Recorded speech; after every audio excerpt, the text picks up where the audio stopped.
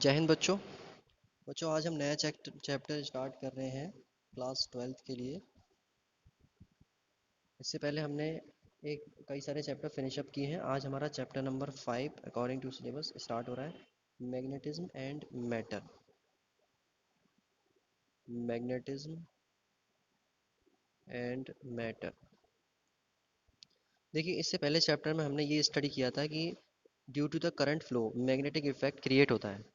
लेकिन आज हम इस चैप्टर में स्टडी करेंगे कि जो मैग्नेटिज्म इफेक्ट है वो because of the natural resources और because of the artificial resources भी हो सकता है। तो देखो, पहले हम बात करें कि सबसे पहले व्हाट इज़ द मैग्नेटिज्म। अगर हम पहले इस टर्म की बात करें कि मैग्नेटिज्म क्या होता है, तो मैग्नेटिज्म क्या है सिंपली कि आयरन के ओर्स होते हैं। आयरन के ओर्स होते हैं, मींस जिनसे आयरन बनाया जाता है, जिन्हें हम कहते हैं मैग्नेटाइट। क्या कहते हैं? मैग्नेटाइट। इन मैग्नेटाइट्स के अंदर एक अट्रैक्शन प्रॉपर्टी होती है जो कि आयरन के छोटे छोटे पार्टिकल, आयरन, स्टील, कोबाल्ट और निकल, ये सब आयरन के छोटे छोटे पार्टिकल जो भी हो सकते हैं, इन सब को अट्रैक्ट करने की प्रॉपर्टी होती है। इस प्रॉपर्टी को, जो अट्रैक्शन की प्रॉपर्टी होती है, इस प्रॉपर्टी को हम कहते हैं मैग्नेटिज्म। ठीक है। और ये जो प्रॉपर्टी अगर किसी भी में पार्टिकल में मिलती है तो उसको हम क्या कहते हैं? मैग्नेट। और अगर हम प्रॉपर डेफिनेशन की बात करें तो सिंपली क्या होता है? मैग्नेट एक ऐसा मटेरियल है जो कि मैग्नेटिक फील्ड प्रोड्यूस करता है। ठीक है। A magnet is material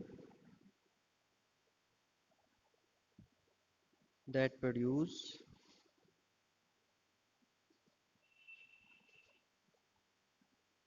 magnetic field. Magnet ऐसा मटेरियल है जो कि मैग्नेटिक फील्ड प्रोड्यूस करता है। और मैग्नेटिक फील्ड के बारे में बताएं तो ये मैग्नेटिक फील्ड जब भी प्रोड्यूस होता है या फिर फील होता है तो क्या है, ये इनविजिबल होता है। कैसा? इनविजिबल। कभी भी आपको मैग्नेटिक फील्ड ऐसा नहीं दिखाई देगा कि फील हो रहा है कि ये यहाँ पर है। मतलब दिखाई देने के मामले में फील नहीं होगा।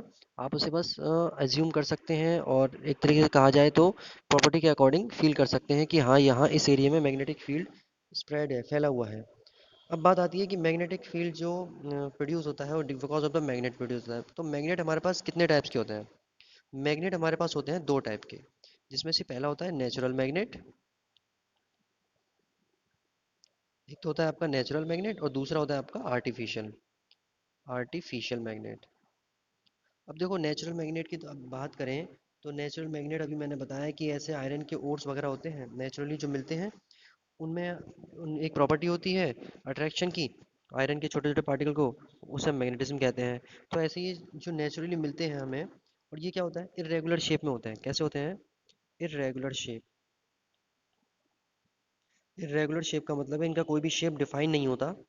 और क्या इनकी प्रॉपर्टी होती है? ये वीक होते हैं, स्ट्रेंथ के मामले में वीक इनके अंदर मैग्नेटिक फील्ड होता है। ठीक है। अब अगर हम यही बात करें आर्टिफिशियल मैग्नेट्स की, तो इनका एक तो डिज़ायर्ड शेप होता है, एक डिफाइन शेप कह सकते हैं इसको हम। एक डिफाइन शेप होगा और नेक्स्ट एक स्ट्रॉन्ग मैग्नेटिक फील्ड ये प्रोड्यूस करेंगे। ठीक है। ये कुछ प्रॉपर्टीज हो सकती हैं। अब देखिए, यहाँ पर कुछ प्रॉपर्टीज होती हैं मैग्नेटिज्म की जो कि हम डिस्कस कर लेते हैं।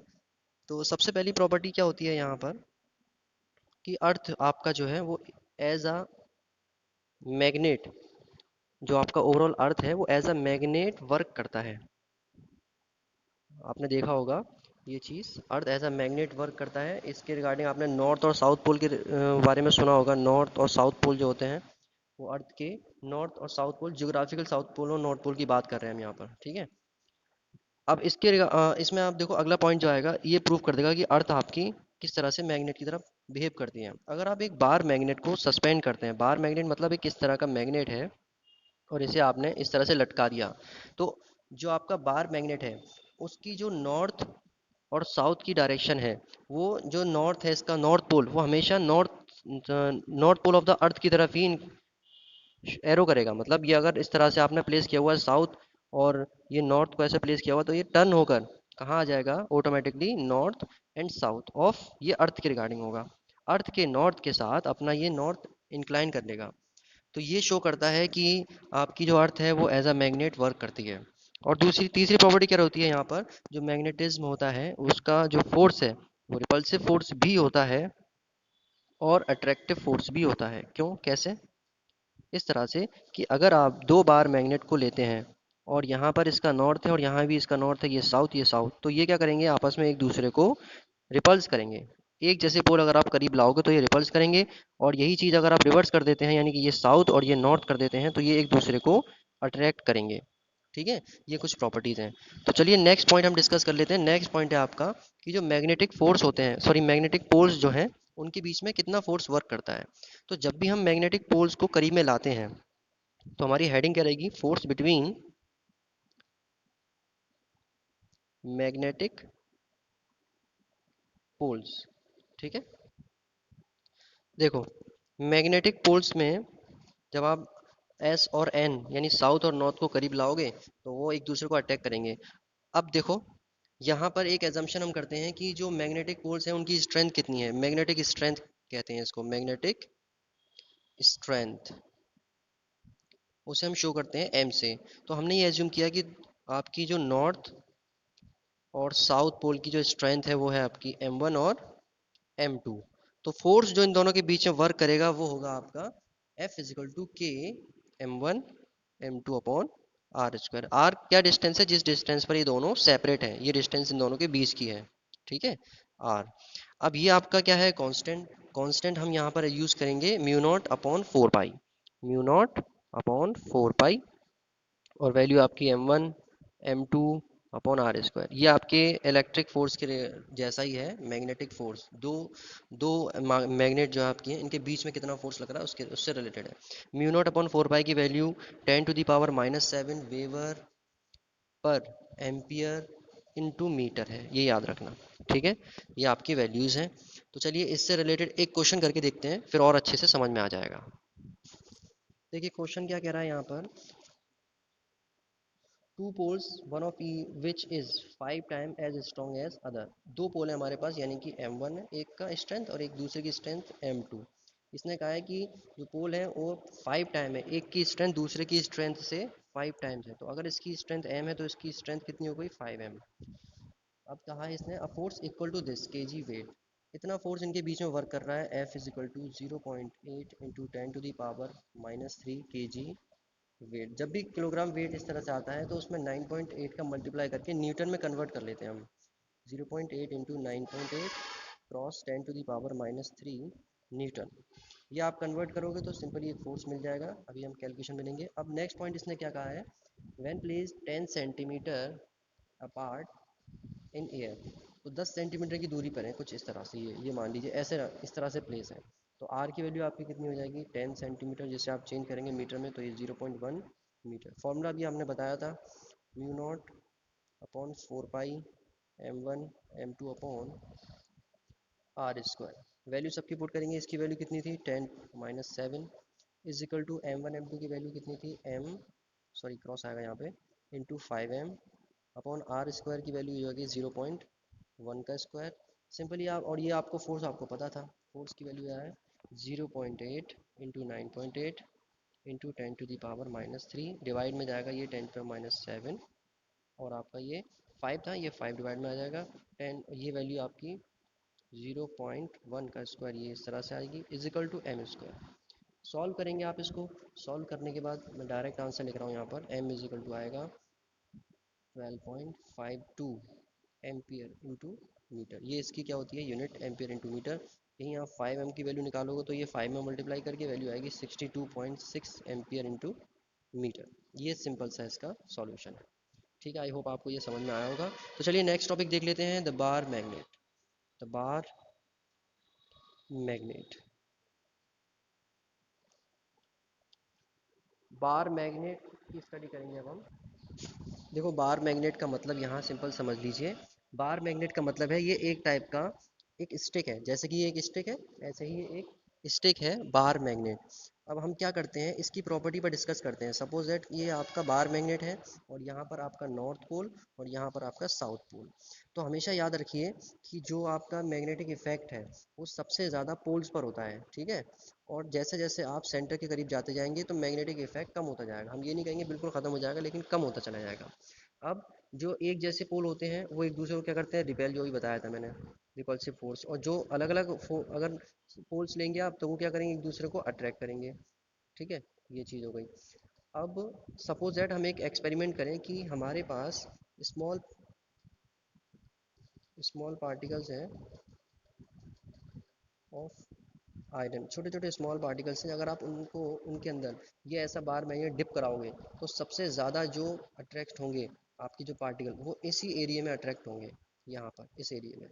ये प्रूफ है कि आपके पोल्स के पास सबसे ज़्यादा मैग्नेटिक फील्ड होता है। ठीक है, अब आती है एक next important thing, magnetic field lines. जैसे कि आपने इलेक्ट्रिक फील्ड लाइंस पढ़ी थी, ऐसे ही आपकी क्या है ये magnetic field lines. Magnetic field lines ये शो करती है कि मैग्नेटिक फील्ड की डायरेक्शन क्या है। ठीक है, तो मैग्नेटिक फील्ड लाइंस क्या है, एक तरीके से विजुअल और intuitive realization of the magnetic field है। ये कैसा है, एक विजुअल फॉर्म में आपको शो करता है मैग्नेटिक फील्ड को। ठीक है, अगर इसकी प्रॉपर्टी के बारे में बात करें तो प्रॉपर्टी सिंपल ये कहती है कि मैग्नेटिक फील्ड लाइंस हमेशा नॉर्थ पोल से निकलती है और साउथ पोल की तरफ जाती है। समझ रहे हैं, ये क्या होगा, नॉर्थ पोल से निकलेगी और साउथ पोल की तरफ जाएगी। और ये क्या है, दूसरे प्रॉपर्टीज़ की, कि हमेशा क्लोज लूप बनाएगी, continuous closed loop. Magnetic field lines continuous close loop बनाएगी और नॉर्थ से निकलकर साउथ की तरफ जाएगी। ठीक है, तो ये आपकी सिंपल। और ये देखिए, बार मैग्नेट हुआ या फिर एक करंट कैरिंग वायर हुआ, तो इन पे इन डिफरेंट डिफरेंट ऑब्जेक्ट्स की जो लाइंस निकलेंगी मैग्नेटिक फील्ड लाइंस, उनकी डायरेक्शन और डायमेंशन डिफरेंट डिफरेंट होगी। जो आप अगर चाहें तो बुक में चेक कर सकते हैं इनकी डायरेक्शन कहाँ कहाँ। डायरेक्शन का मतलब ये है कि जैसे कि आप अगर बार मैग्नेट की बात करें तो बार मैग्नेट क्या है, बार मैग्नेट आपको एन ऐसी ये कुछ है, तो बार मैग्नेट कुछ इस तरह से शो करेगी इनकी डायरेक्शन को, कुछ ऐसे। ठीक है, और यहीं आप अगर सोलेनॉइड की बात करें तो सोलेनॉइड भी सेम इसी की तरह वर्क करता है, क्योंकि बार मैग्नेट और सोलेनॉइड दोनों सेम रहते हैं। अगर आप बात करें एक इलेक्ट्रिक डाइपोल की, तो इलेक्ट्रिक डाइपोल कुछ इस तरह से बनेगा, और यहाँ इलेक्ट्रिक डाइपोल क्या करेगा, कुछ इस टाइप की डायमेंशन को शो करेगा आपकी, कुछ इस टाइप की डायमेंशन होती है कुछ ऐसी। ये आपकी क्या है, ये एन है और ये एस है, यहाँ से एन से निकले एस की तरफ, एन से निकले एस की तरफ, ऐसे जा रही है। ठीक है, कुछ इस तरह की डायमेंशन शो करेगा। और ये एक बहुत बड़ा कंजक्टेड एरिया बना लेगा, यहाँ पर बहुत सारी लाइंस है ना यहाँ से निकल रही होंगी। ये आपका डाइपोल मोमेंट है जिसकी कर्विकल डिज़ाइन डिफरेंट होगी अदर कंपोनेंट से। ठीक है, चलिए ये तो कुछ थ्योरेटिकल पार्ट है, इसलिए थोड़े से बोरिंग लग सकते हैं, तो अभी आगे देखते हैं। चलिए अब अगर नेक्स्ट टॉपिक की बात करें तो यहाँ हमारा नेक्स्ट टॉपिक है मैग्नेटिक डाइपोल। मैग्नेटिक डाइपोल, देखो मैग्नेटिक डाइपोल क्या होता है, ये एक ऐसा अरेंजमेंट है जिसमें दो मैग्नेटिक पोल होते हैं इक्वल और अपोजिट स्ट्रेंथ के, और एक स्मॉल डिस्टेंस से सेपरेट कर दिया जाता है। दो मैग्नेटिक पोल आपको मिलेंगे इसमें, ये आपका साउथ, ये आपका नॉर्थ, और इनको एक स्मॉल डिस्टेंस से सेपरेट कर दिया जाएगा। ये इन पोल्स की स्ट्रेंथ होगी सेम। तो मैग्नेटिक डाइपोल का फॉर्मूला जो बनेगा हमारा, वो आगे, ये एक तरीके से मैग्नेटिक डायपोल की तरह ही पूरा वर्क कर रहा है, एक बार मैग्नेट है।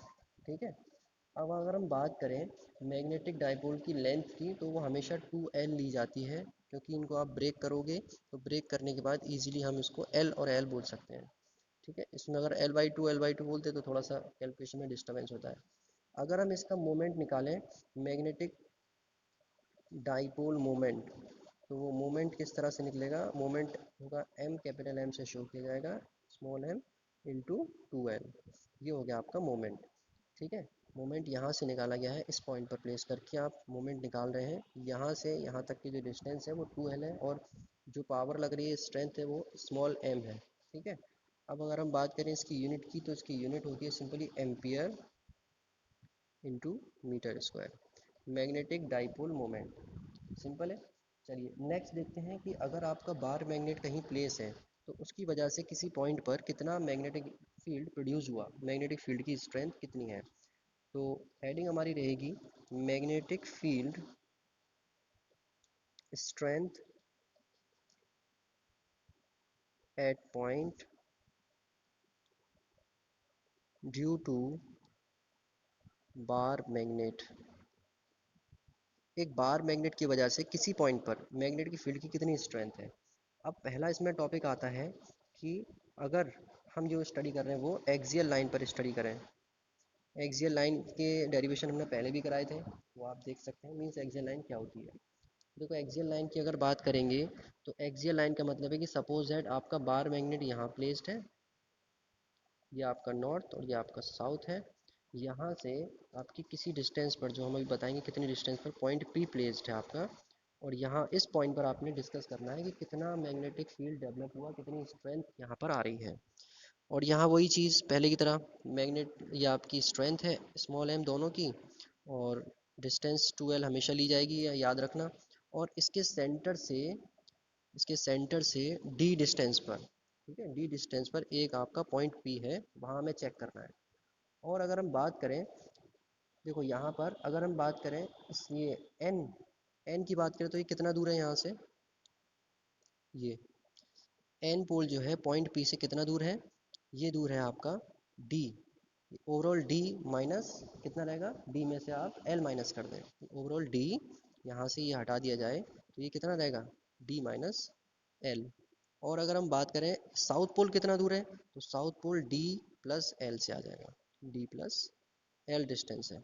अब देखना है कि नॉर्थ पोल की वजह से कितना यहाँ पर मैग्नेटिक फील्ड बना, तो वो है आपका बी, ठीक है।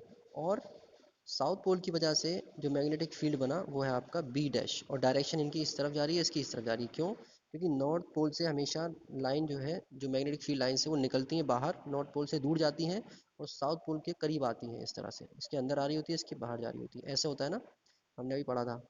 और इन दोनों का जो जैसे कहें कि रिजल्टेंट मैग्नेटिक फील्ड वो कितना होगा, बी वन, ये हम ये एज्यूम कर रहे हैं यहाँ पर।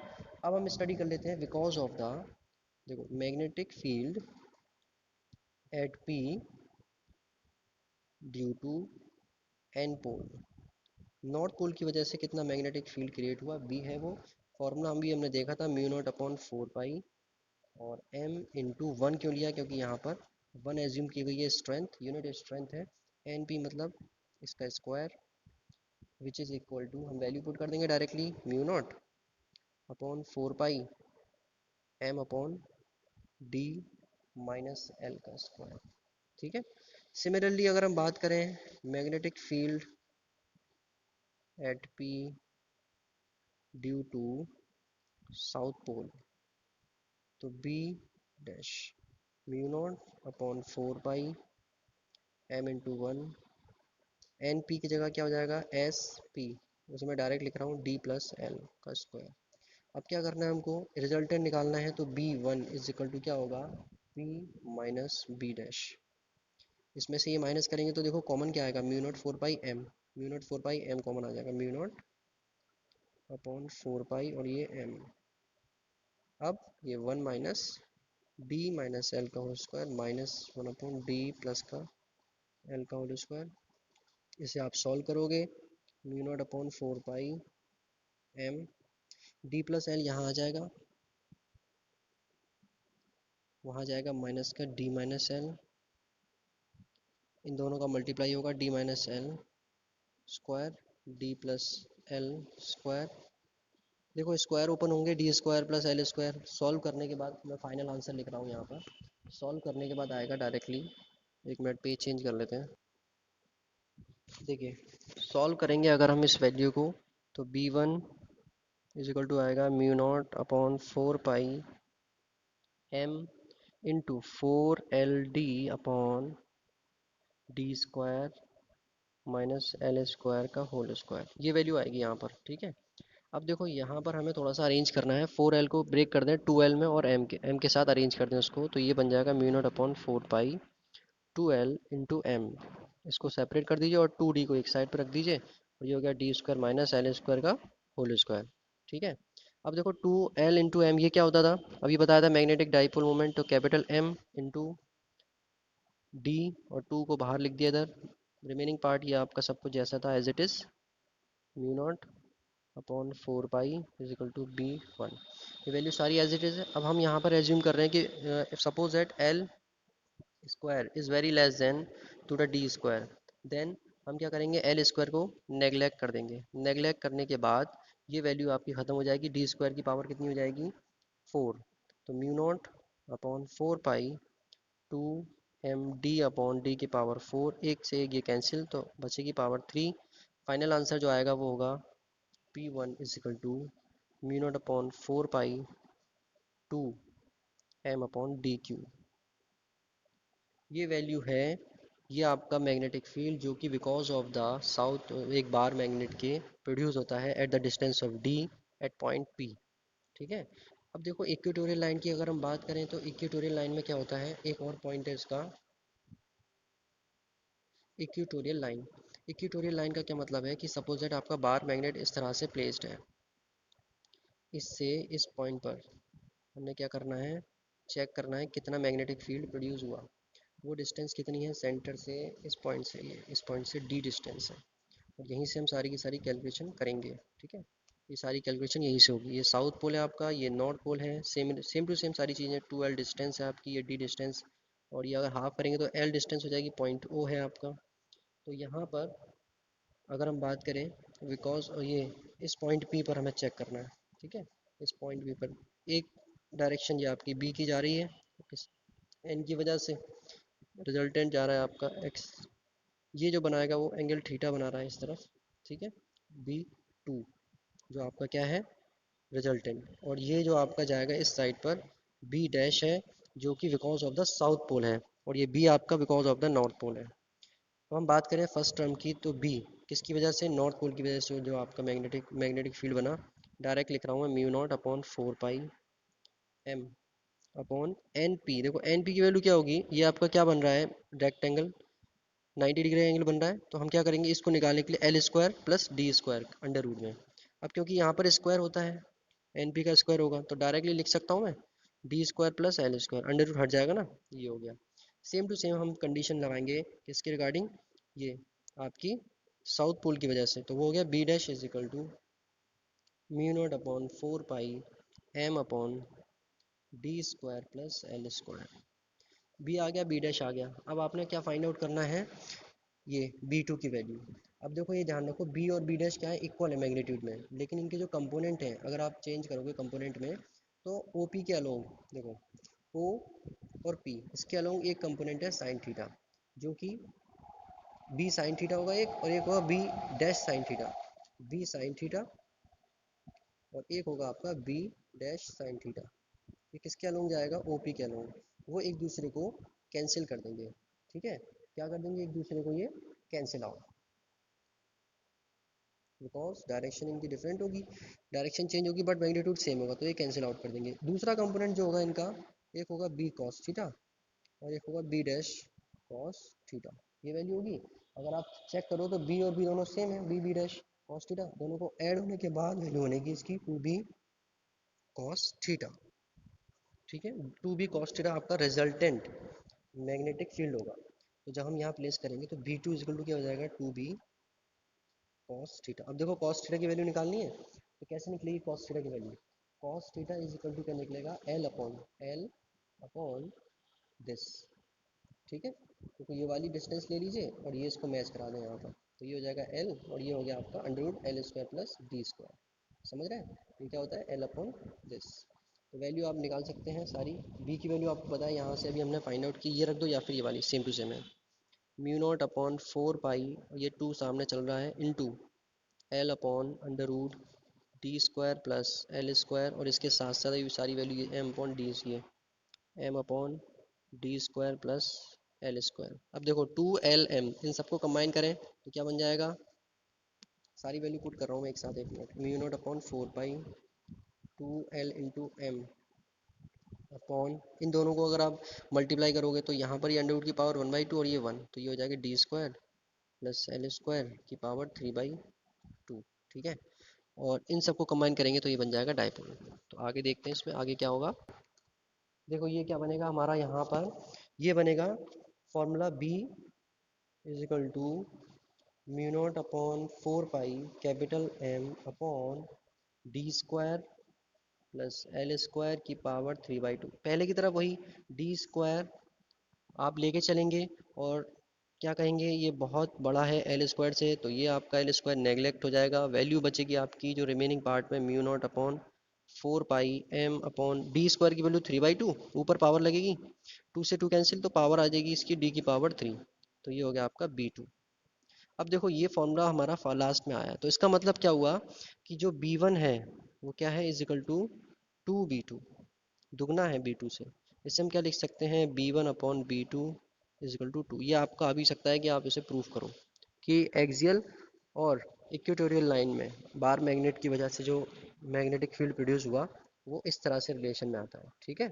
तो कुछ इस तरह से आप क्वेश्चन सॉल्व कर सकते हो एक्सियल और इक्वेटोरियल के लिए। तो नेक्स्ट लेक्चर में मिलेंगे, कुछ न्यूमेरिकल्स होंगे और कुछ आपके डेरिवेशंस होंगे, तो इसका एक पार्ट हम कंप्लीट कर लेंगे नेक्स्ट लेक्चर में।